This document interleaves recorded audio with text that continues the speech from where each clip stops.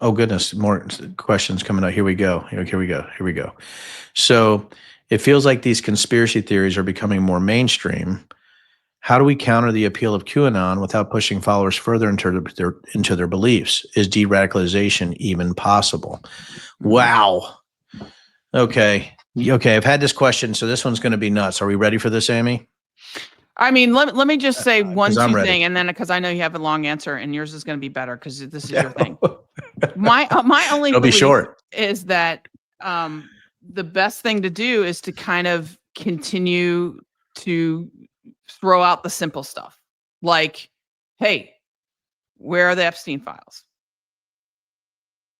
You know, where That, if this was such an important thing. I mean, it just kind of retort by saying, you know, maybe not the truth, but just like asking them basic questions that make them think. I don't know. What's your thought?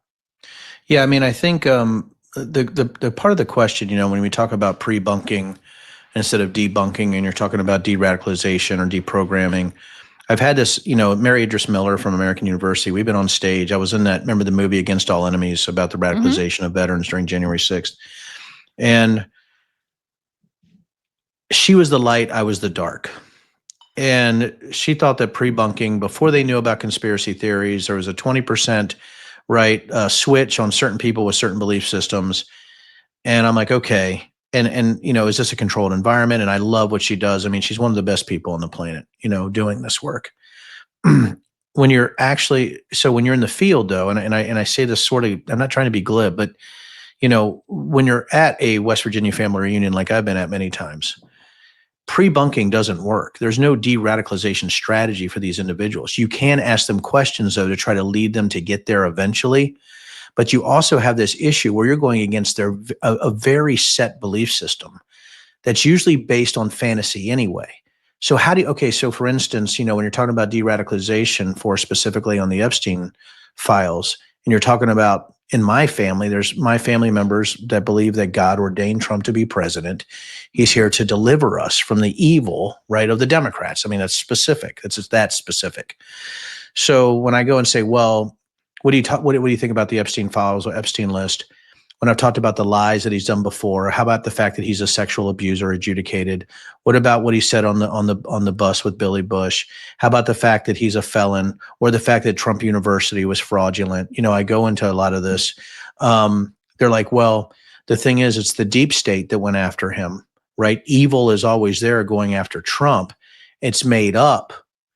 And my question to them is like, well, how about it? What is the other stuff made up too that Trump talks about others? Well, no, because he's ordained by God, or he's here to save us from the Democrats or the globalists, right? There's no way to try to flip them, right? If you have a large group, there's no way to flip them and de-radicalize them in any way. It just doesn't work. You can hit them one-on-one though. And when I've told people this is a house-to-house battle, you have to Mhm. confront stupidity or confront ignorance or confront credulity or confront the fact that they're lying or confront that they're just wrong, right? Somebody's lied to them, right? And that happens a lot. People get lied to and they believe it. You have to confront it immediately, even if it's uncomfortable.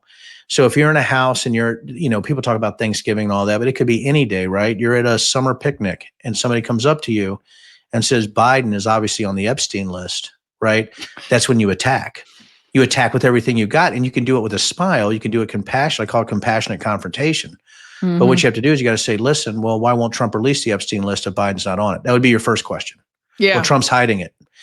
That's how you start. You have to unwrap their Yeah. spiritual belief system and pull it apart. But really, the most effective way is one-on-one. Mhm. Okay. That's my answer.